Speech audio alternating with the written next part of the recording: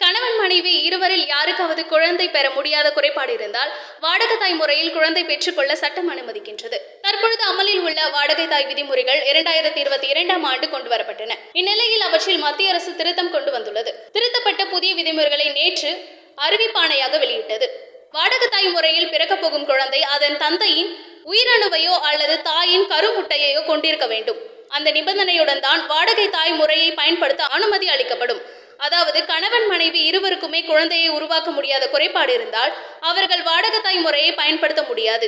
யாராவது ஒருவருக்கு மட்டும் குறைபாடு இருந்தால்தான் அந்த முறையை பயன்படுத்த முடியும். மேலும் கணவன் மனைவி இருவரில் யாருக்காவது ஒருவருக்கு மட்டும் குறைபாடு இருப்பதாக மாவட்ட மருத்துவ வாரியம் சான்றளிக்க வேண்டும்.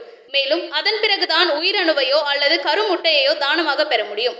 இந்நிலையில் ஒரு பெண் விதவையாகவோ அல்லது விவாகரத்து ஆனவராகவோ இருந்தால் அவரது சொந்த கருமுட்டையையும் தானமாக பெறப்பட்ட உயிரணுவையும் பயன்படுத்தி தான் வாடகை தாய் முறைக்கு செல்ல முடியும். இவ்வாறு அதில் கூறப்பட்டுள்ளது. மேலும் பிறவியிலேயே அரிய வகை குறைபாடு கொண்ட ஒரு பெண் கருமுட்டையை தானமாக பெற்று வாடகை தாய் முறையில் குழந்தை பெற்றுக்கொள்ள கடந்த ஆண்டு சுப்ரீம் கோர்ட் அனுமதி அளித்தது. அதைத் தொடர்ந்து நாடு முழுவதும் ஏராளமான பெண்களிடமிருந்து சுப்ரீம் கோர்ட்டுக்கு மனுக்கள் வந்தன. எனவே இந்த திருத்தத்தை மத்திய அரசு கொண்டு வந்துள்ளது.